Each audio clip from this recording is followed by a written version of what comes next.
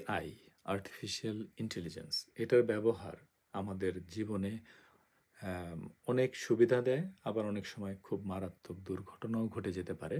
সেটা নিয়ে আমি আজকে কথা বলবো। রিসেন্টলি একটা ঘটনা সেটা হলো আমার একটা গাড়ির লোন আছে, যেটা আমি মাসে, মাসে ইনস্টলমেন্ট পে করি। তো ওরা প্রতি মাসে আমাকে অ্যা 2nd উইকের দিকে আমাকে একটা ইনভয়েস পাঠায়, একটা বিল পাঠায়। ওটার মধ্যে লেখা থাকে।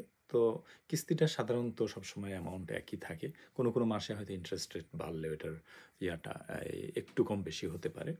তো এটার মধ্যে পেমেন্ট ডিটেইলস এবং কিভাবে পে করতে হবে, লাস্ট ডেট কবে, এগুলো ডিটেইলস থাকে। তো এটা এই যদিও ইদানিং মাঝখানে বলে রাখি, এটা যদিও পেপার ফরম্যাটে বাই লেটার ম্যাটেরিয়াল পোস্ট, এটা সাধারণত আজকাল খুব কমই আসে, কিন্তু তারপরেও আসে। ইদানিং সাধারণত ইমেইলে আপনার পিডিএফ আকারে ইনভয়েসটা আসে, অথবা আপনার ব্যাংকেই অ্যাকাউন্টেই সরাসরি পেমেন্টের মাধ্যমে এটা হয়ে যায়। কিন্তু যাই হোক, আমি ডকুমেন্টেশন রাখা পছন্দ করি এবং ফাইলের মধ্যে রাখা পছন্দ করি। এইজন্য দেখেন আমার এখানে বেশ কিছু ফাইল এখানে সাজানো আছে। সো আমার সবকিছু ফাইল করা আছে। তো এইজন্য আমি যেহেতু এটা পছন্দ করি, সেহেতু আমি পেপার ইনভয়েসটা সিলেক্ট করেছি। তো পেপারে প্রতি মাসে আমাকে বাই পোস্টে লেটার আসে ইনভয়েসটা। জানুয়ারির 10 তারিখে এটা আপনার আমার কাছে একই ইনভয়েস 4 টা এসেছে। 4 টা লেটার একই কোম্পানি থেকে এসেছে। তো আমি তো পাওয়ার পরে খুবই এই ভয় পেয়ে গেছি যে 4 টা ইনভয়েস একই অ্যামাউন্ট 4 বার পে করতে হবে, হোয়াই? পরে আসলে ওরা সাথে সাথেই তার পরের দিন ওরা ইমেইলে একটা মেসেজ দিয়েছে যে ওরা ওদের যান্ত্রিক ত্রুটির কারণে এই ভুলটা হয়েছে, যে 4 টা একই জিনিস, একই ইনভয়েস, একই মাসের ইনভয়েসটা, বিলটা 4 কপি প্রিন্ট হয়ে এটা চলে এসেছে। তো এটা আসলে কিভাবে হলো? বিষয়টা কিভাবে হলো সেটা আমি বলি। এখানে ওরা কিভাবে কাজ করে?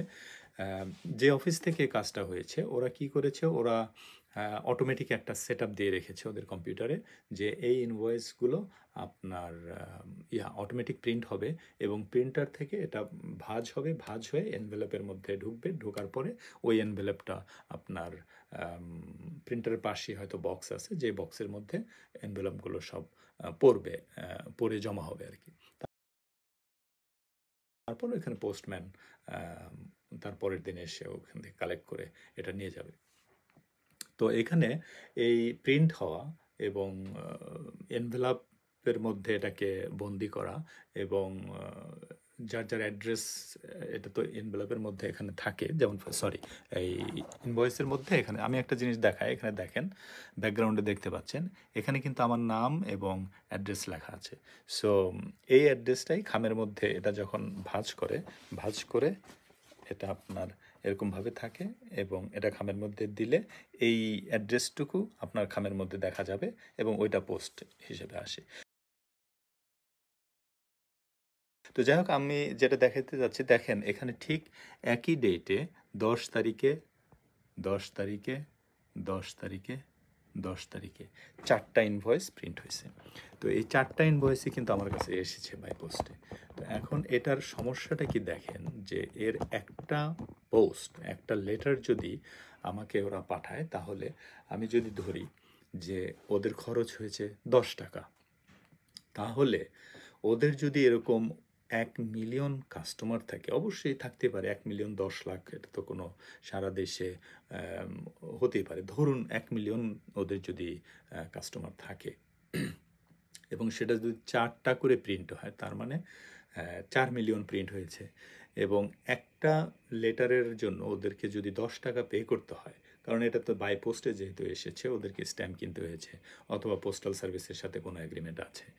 তো ওরা যদি ৳10 করে খরচ করে বা খরচ হয়, তাহলে এসেছে 4,000,000। 4,000,000-এর জন্য যদি আমরা ৳10 করে ধরি, তাহলে 4,000,000 পোস্টের জন্য ৳40,000,000, মানে 4,000,000,000, ৳4,000,000 খরচ হয়েছে এই ভুলের জন্য। তো এখন দেখুন যে এআই আমাদেরকে অনেক সময় thousands of hours আমাদেরকে সেভ করে দেয়। কিন্তু আবার একটা মিস্টেকের কারণে এরকম thousands of millions ক্রোনার আমাদের ভুল হতে পারে এবং লস হতে পারে।